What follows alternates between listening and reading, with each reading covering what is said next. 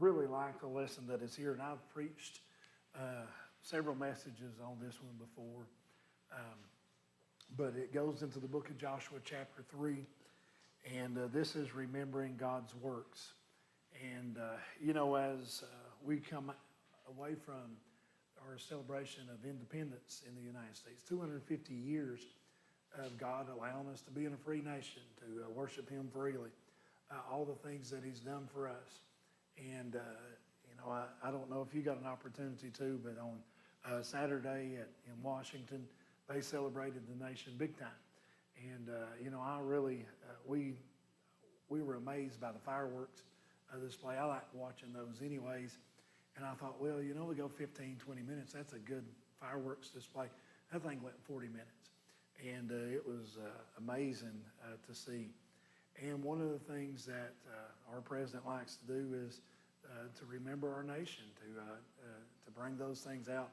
And God commands you and I to remember what He's done for us, to care about the things He's done and pass those on to the next generation. And that's what this message is about here this evening.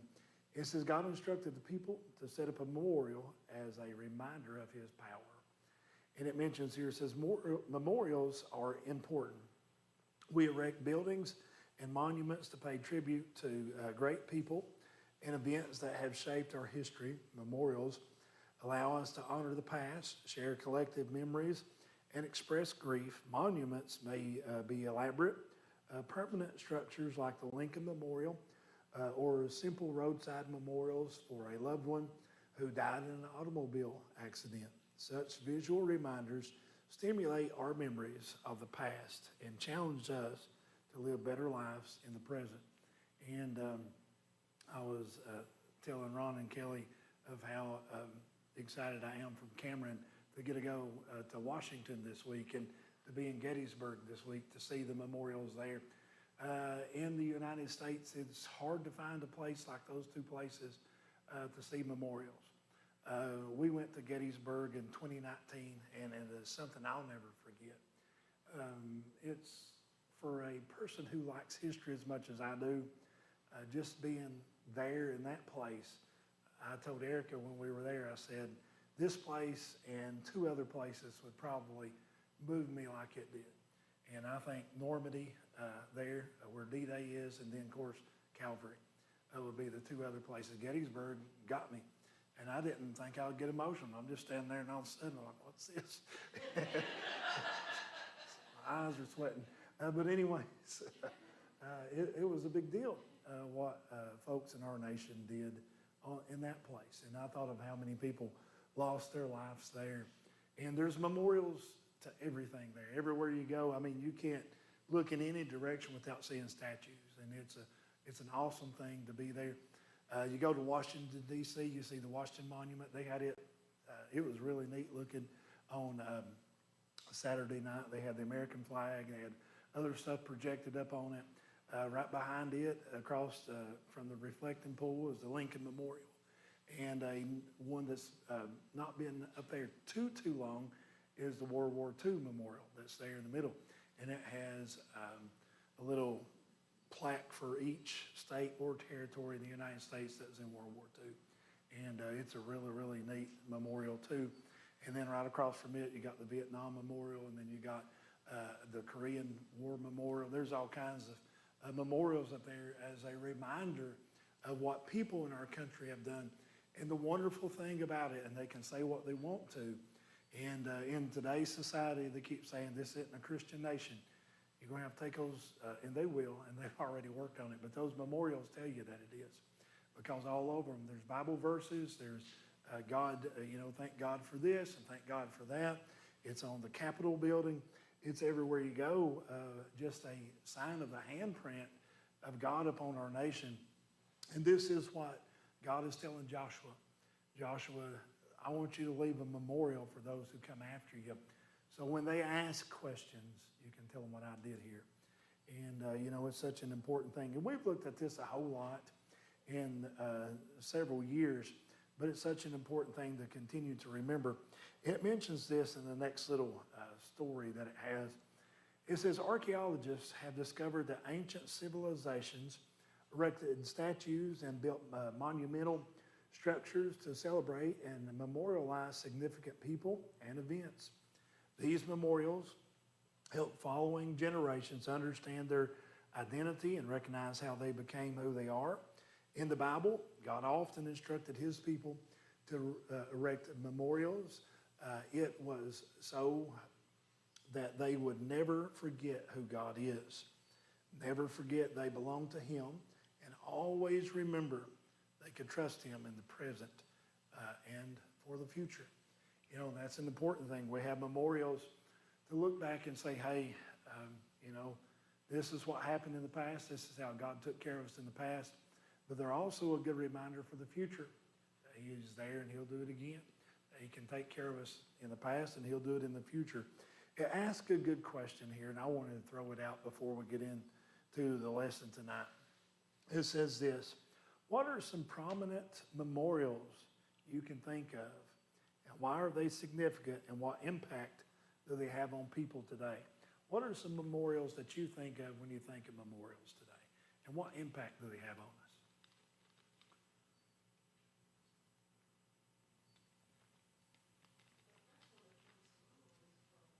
Yeah, absolutely. That's a big one. Each year on Memorial Day, when I have an opportunity, I show a video in class of a tour of what went on there at Pearl Harbor. And you can, you know, they go out on the little thing that's over the Arizona, and they look down and they see the oil still coming up from that ship since it sunk, and still to this day. And they talk about how many people were still entombed in the ship. And that's a big deal for our country to remember. Anybody else?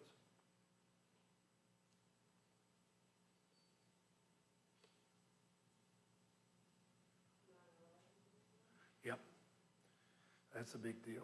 And, you know, I think about it during that time period, we said, we'll never forget. And then we did. They did for sure, my goodness. Lord. But, you know, that's a big deal. And I enjoy teaching that one in class because I saw it firsthand, of course. And I remember the first year I had students who asked, what is that? I went, I mean, didn't you? And they weren't born yet. So that lets you know you're getting older. Any others before we move on?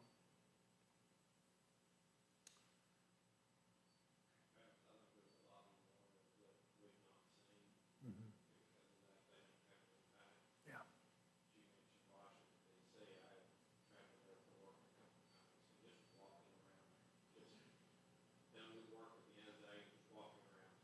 Yeah.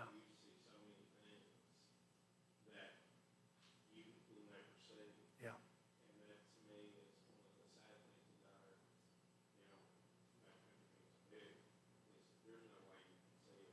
No.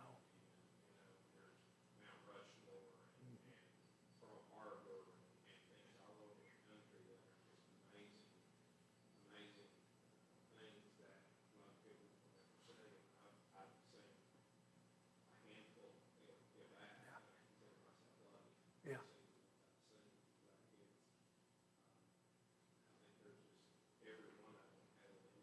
Yeah. Mhm. Yeah. Yeah.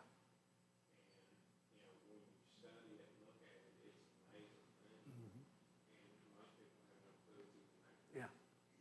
Yeah, it's just, Russell was up there a little while back, and he was it's right next to Plymouth Rock, and I said, he sent me a picture of Plymouth Rock. He said, look at this. I said, have you been to the other? He said, I hadn't even heard of it. I said, I pulled it up and looked, and it was only a mile from where he was. I said, go see that. And he sent me pictures of it. But it's the big statue that they talk about. The recipe of how to redo the country if it ever falls apart.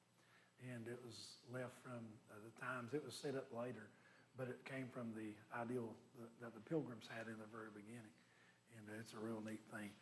And I thought about the road that Jesus walked to the cross. And if you go to Israel today, they got it marked off. And, you know, how much of that is accurate, how much of it isn't, I don't know. But it's memorialized. And, that's a good thing. Any others before we move on? All right, let's look at these verses here together. Joshua chapter 3, verses 14 through 17, it says this. And it came to pass when the people removed from their tents to pass over Jordan, that the priests bearing the ark of the covenant before the people, and as they that bear the ark were coming to the Jordan, and the feet of the priests that bear the ark were dipped in the brim of the water, for Jordan overfloweth all its banks all the time of harvest, that the waters which came down from above stood and rose up upon a heap very far from the city of Adam, that is beside Zaratan. And those that came down toward the sea of the plain, even the salt sea failed and were cut off. And the people passed over right against Jericho. And the priests that bear the ark of the covenant of the Lord stood firm on dry ground in the midst of the Jordan. And all the Israelites passed over on dry ground until all the people were passed clean over Jordan. Now, here is the picture. And you're coming to the Jordan River, and here where we live, it's not like the creek out here that all of us has been in. Like, oh, that ain't a big deal. You can dam it up with rocks and stop it. This is the Jordan River. And as it mentions here, it's at flood stage.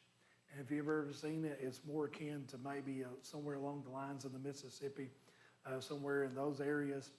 And it's overflowing at this time. When they come to it. So it's not just a little creek that God has dammed up. It's a big river, a big flowing river. And it's an amazing thing that takes place here. And it says that they came to it and God told them what to do. And they crossed over the Jordan. Now, as we look at it, we can go into it and we think about the same things. Last week we talked about how God told Joshua, don't be afraid. I'll be with you. I'll do everything that I did with Moses. Here's an example of that. Now, it's not hard to have faith that God's going to stop up a river when you just saw him stop up the Red Sea for you. When you just saw him part the Red Sea and you walked across like, well, this ain't as big as that was. And so God's going to do this for you. But it takes the same kind of faith. It takes the same thing. And there is two pictures here. In the Red Sea, the picture of Moses crossing the Red Sea is a good picture of salvation. He gets there and he don't do anything. God parts the Red Sea for them. They walk across.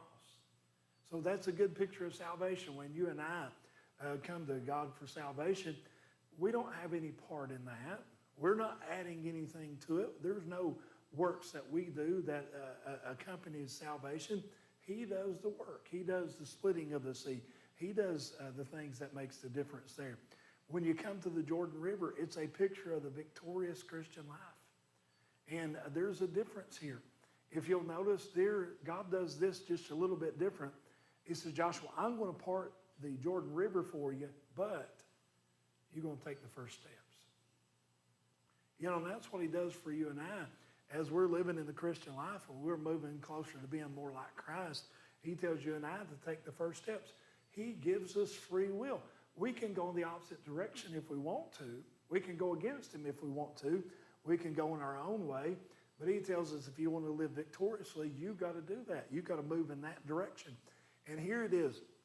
You have a picture of the victorious Christian life because Joshua sends the priest up, and they're carrying that ark. And, as you read into it, it's about 2.5 feet wide by 4 foot long. And they have it up on staffs, and they're carrying it on their shoulders as they go through. But they're coming to this big raging river with this thing on their shoulders, and they have to step in first. That takes some faith. The Red Sea, when they got up to it, it was already parted. Now, and I love how it puts it here, because in today's society, I've heard so many people try to explain it away. Well, there was a catastrophe that happened upstream and it blocked a river.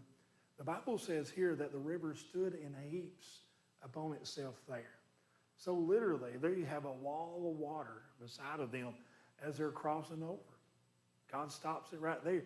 It just comes up like it comes up against a glass wall. and they're walking across in front of it. But before they get down in it, or before it dries up so that they can cross, the priests have to step in it first with the Ark of the Covenant. So they take the first steps. And as soon as they do, God does the rest. He dries it up. He stops it. He puts it up on itself on the side, and they cross across on dry ground. But here it is. There are so many things here that we can see. And in it is the picture that you and I, in the Christian walk, as we get closer to Him, that we take the first steps and He does the rest. I talk to so many people who are interested in getting into the things of God. And one of the things I mentioned here that I love about this place so much is that the people who are involved, who do things, especially in front, if you teach or if you preach or if you sing or you do any of those things in front of people, it's a lot tougher because it's easier sometimes to do things without eyes on you. And then when you get up there, you can study and everything else and forget everything you studied. Forget everything about it. I remember the first time I preached, I had a ton of notes and I went through them in about 10 minutes.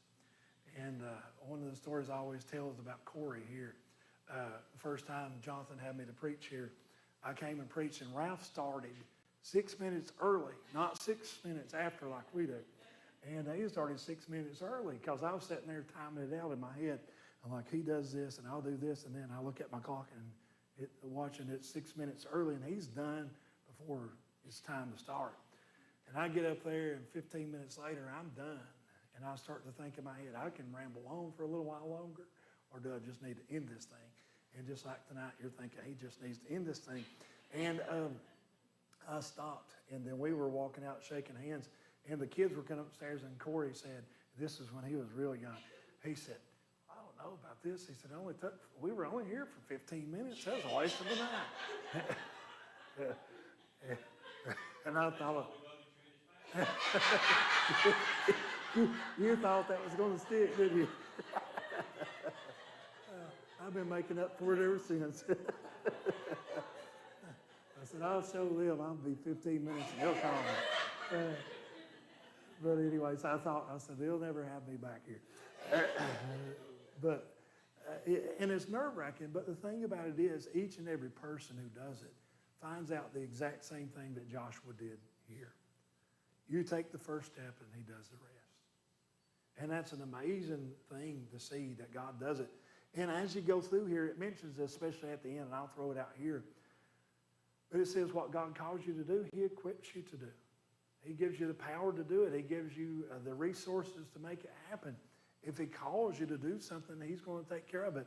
And that's what we see here. Joshua steps out in there, or has the Levites to step out in there with the ark, and God does the rest, just like He said He would. And He always follows through with His promises. He always does what He says He'll do. I had another question here before we get into the next section. It's on page 32 in your book if you want to look at it while I read it to you. But it says, why are barriers, and I like this question, why are barriers an important part of our spiritual journey? Why is it not just open road? And God tells you to do something, it's just open road, and there it is, and you just go do it. What are barriers important for? I think it forces you to have active faith. Yeah. Just like Joshua, he told me they had to step first. I think it forces you to be active, not just like sit back and be hopeful. Absolutely. I agree. Absolutely. Anybody else? Yes. That's the truth. I think that's one of the biggest killers of our Christian walk, is just being content with where we are. Anybody else? Perhaps I was thinking about the first time when they sent the spies in, they came back and said, we can't take it. Mm-hmm. And now they come back, and God says, okay, are you serious? Are you going to take the first step? Yeah. You got to step out first, and I'm going to see if you're Yeah. serious. Mm-hmm. And I think that ties in with this question, is Yeah. that if it's easy, there's no skin in the game. Yeah. If it's tough and you're going to stick to it, then, you see how serious it is. Mm-hmm. And we can make that analogy about athletes and all kinds of other things, but it's definitely true of the Christian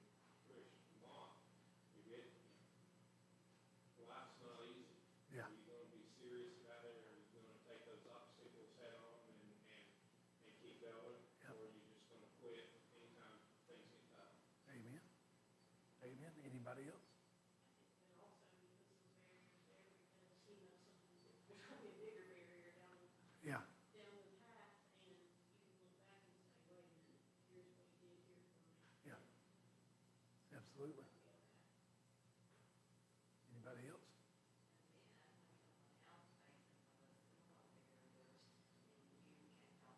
Mhm. Absolutely, absolutely. Anyone else? One of the things I remember when I come to a question like this is the old preacher mentioned, and this is so true.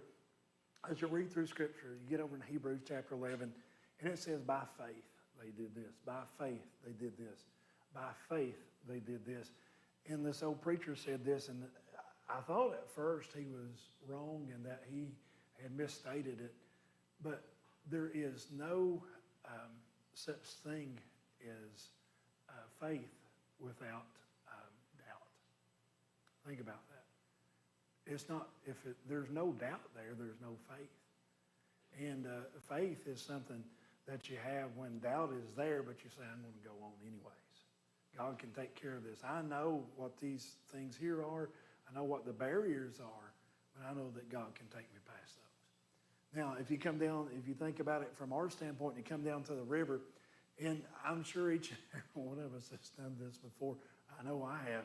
Come down to the river and says, Lord, you split it for them before, and just try to do it on your own. Have you ever done that? I know as a little boy, I've came to many of them like, Lord, if you just, and he never has. He never has. And I've had to walk across them, or it's not worked. And because, first off, I doubt that he would, because I don't have any need for it. But, when you look at it, faith has doubt tied in with it. And every one of us, our faith gets stronger. All of the answers that we have tied together in a wonderful way for us to see what we're looking at here. Joshua's been around long enough. He's seen God work, and he knows he can. And Joshua's faith is pretty strong. Like, I'm curious about how this is going to work. He probably gets there and like, I remember how he did it with Moses, but now it's me. How's this going to work? And God did the same thing. Did it a little differently, but he does the same thing in a different place. And they walk across. But I'm sure there's people there who hadn't seen all of that who said, I don't know, Joshua, won't we wait until the water goes down? We'll build a bridge, and then we'll go across. And Adrian Rogers mentions that when he looks at the Red Sea.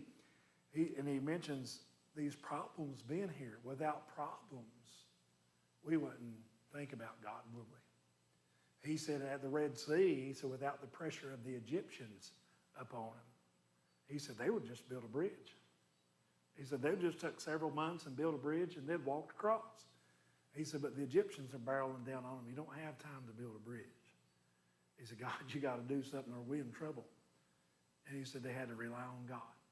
And he mentioned that, we talk about, and I'll tie this in, we talk about pressure and we talk about being overwhelmed. Pressure is there for a reason. And it's not, God uses pressure not to drive us insane or to drive us away, but to drive us toward him. And that's what the Egyptians were doing as they was barreling down on the Israelites. They were putting pressure on them. Why? They're literally up against it. There's a sea in front of them. These people coming behind them. There's rock walls on both sides, nowhere to run. God, you got to do something here. And he did it. And it improved their faith. It built upon their faith. And we've talked about it. You all mentioned it. It's stepping stones.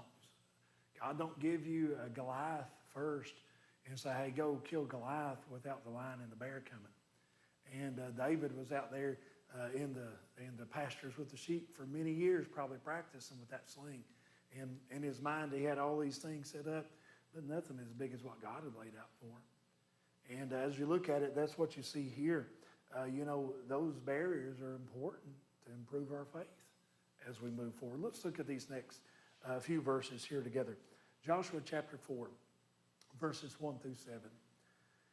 It says there, and it came to pass when all the people were clean passed over Jordan, that the Lord spake unto Joshua, saying, take ye 12 men out of the people, out of every tribe of man, and command ye them, saying, take you hence out of the midst of the Jordan, out of the place where the priest's feet stood firm, 12 stones. And you shall carry them over with you, and leave them in a lodging place where you shall lodge this night. Then Joshua called the 12 men, whom he had prepared of the children of Israel, out of every tribe of man. And Joshua said to them, pass over before the ark of the Lord your God into the midst of the Jordan, and take you up every man of you a stone upon his shoulder, according to the number of the tribes of the children of Israel, that this may be a sign among you, that when your children ask their fathers in times to come, saying, what mean ye by these stones? Then you shall answer them, that the waters of Jordan were cut off before the ark of the covenant of the Lord. When it passed over Jordan, the waters of Jordan were cut off. And these stones shall be for a memorial unto the children of Israel forever. So here it is after the crossing of the Red Sea. God told him, Joshua, he said, Joshua, have you 12 men, and they're going to go get these stones, and they're going to stack them up here on the side where you camp tonight. And he said, that's going to be a memorial. Now, when you think about it, I thought about this, you know, every now and then you'll go out near a river and you'll find a little stack of stones or something that somebody's. These were bigger, I'm sure. And they were there big enough so that you could realize that they didn't just grow there on their own or didn't just get washed up that way. They were stacked as a memorial. And God told Joshua to do this. He said, so when your kids ask about it, that you can tell them why. And all kids, especially at this age, are curious, right? They're going to ask questions. What are these rocks for? Why are they stacked like that for? You know, what's taking place here? And God told Joshua, he said, you do this. He said, so when they ask, he said, you can tell them what I did here. You can tell them the importance of what took place here, of how this came to be. You know, one of the things I like so much about history is God's big on history. He reminds us of it all the time. He so much so that he wrote it down in his book so that you and I can go back and read about history and see the things that God has done and that he's laid out. And the reason is because as we move forward, we can use history for the future. Well, God did this over here. He can take care of us in this. He did this back at this time. He can help us now. And Shemaine had mentioned earlier, and this is something so important. You know, as things happen to us, sometimes we don't realize why. God allows them or he brings them into our life. But then somebody else coming along goes through the exact same thing you're going through. And it gives you the opportunity to come alongside of them and say, hey, I know what you're going through. I know how you feel, exactly how you feel. You know, nobody knows what you're going through unless they've actually been through it. We try to sympathize with people. You know, you try to walk up and talk to them, say, man, I sure hate how you feel. And I mentioned this to you before. You know, when my mother passed, I wondered for a long time and said, Lord, I don't understand what this is for. But just a little while later, one of the young men in our youth group, his father passed away, and he was a young fella. And I remember going into the funeral home and putting my arm around his back and saying, I know how you feel. And for the first time I did. I could sympathize with him because I had been where he was. You know, and God allows us to go through some things so that we can help others along the way. And say, hey, I know how you feel. I know what you're going through. Here's what God did for me. And this is what he's telling Joshua here. He says, set up a memorial of stones. He says, so that they can look at it and say, man, what is this for? And just like it is, every time we go to any place that has memorials or monuments, we talked about going to Washington, D.C. We talked about Gettysburg. When we went to Gettysburg, we stayed up there for 11 days, and we went to different places. But we went to the battlefield at Gettysburg for 3 days. And we could probably went 4, but in 3 we saw most of what we wanted to see. But at every single monument, there's a little plaque at the bottom telling you why it's there for. And on this spot, on this day, this person did this. And you could read it. Where Lincoln gave the Gettysburg Address, there was a little rounded off area there, and there's a plaque that tells you what he did, when he did it, and then it's got the Gettysburg Address there. And, there's very few pictures during that time period, but there is some. And all of those things are there as memorials to the people who died. One general in particular at Gettysburg, Union general, he was buddies with the Confederate general. And as they fought, one of them was killed. And the other one brought his body into the tent to take care of it because they were friends. They were tight. At West Point, they were best buddies, and they're fighting on the opposite sides. And there's a memorial there for that, and it's one of the neatest ones that you'll see because it talks about the importance of friends. And it mentions what he did for his friend there after his soldiers had killed his own friend across the lines. And, you look at all those different things, and there's a reason for all those memorials. And that's what God is saying here. And there's a testimony, I think, is the new song. You all who listen to them, I think about that song sometimes. It talks about we're a walking, talking, breathing testimony. Each and every one of us are. We're a memorial. And we have the opportunity to tell someone else what God has done for us. And that's what he's left us here for. If that wasn't the case after salvation, we'd just go to heaven immediately. You got saved, well, let's just get you out of there. There's no need to leave you. But the reason that we stay is so that we can tell others and be a part of what they're doing and their lives and share with them what God has done for us. And that's what he's telling Joshua here. He said, let's make a memorial for what I've done so that when they ask questions, I can answer those. On page 34, there's another question there. And this is a good think about it question. We won't spend time digging into it tonight, but it's a good one to think about, I think. It says, what are some milestones that could remind people of God's work in their lives? What are some milestones that could remind people of God's work in their lives? And you could even think about your own life, some milestones. If you were writing and this is something I used to like to do a lot, have kids to make a timeline of their lives. Like, what are you talking about? There's nothing important happened in my life. Yes, there is. Each one of us have important things that's happened in our lives. And they say, well, what's that? And you'll show them what they are. But each one of us have timelines of big events that's happened in our life. The older you get, the more you got. And, I think about the different ones that I would put in my life. But those are important events to us that changed us, that made us who we are, and those type of things. But what are some things that you could think of that are good memorials for you? And we'll finish with this next and last section here. This is lasting reminders. Joshua chapter 4, verses 8 and 9. It says this, and the children of Israel did so as Joshua commanded, and took up 12 stones out of the midst of the Jordan, as the Lord spake unto Joshua, according to the number of the tribes of the children of Israel, and carried them over with them into the place where they lodged, and laid them down there. And Joshua set up 12 stones in the midst of Jordan, and the place where the feet of the priests which bear the ark of the covenant stood, and they are there until this day. Now, if we went over there today, they may not still be there today. Things happen. People move stuff different during the times that Napoleon came through. He destroyed a lot of monuments. Shot the nose off the Sphinx in Egypt and everything else. So when you look at all those things, things can happen over time. And sometimes I wonder if we misinterpret some monuments. We go to and uncover a society and say, well, they did this and they did this. And like, no, that was Bill down the street. He's the guy who cleaned the yards. We made a monument of him. And they thought, well, he was the king. And no, he wasn't. So, sometimes we misinterpret those things. But as we're looking at it here, he shows Joshua the importance of having lasting reminders. And you and I need to have the same, as it says. And it mentions this, and this is the last thing I'll say, but it says, when the Lord commands something to be done, he never fails to equip his people to do it. And that's important. And that's what Joshua, the reminder that Joshua left, is that when God calls you to do something, he'll take care of it. Joshua is such an important man during this time period. And as I said, Moses was used mightily.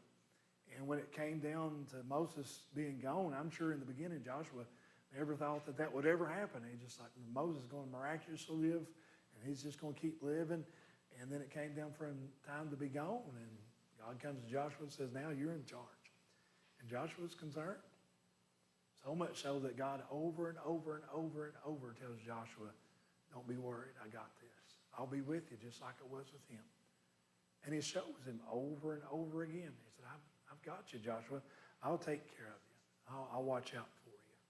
We'll stop there tonight and be finished. Does anyone have any questions or comments before we leave?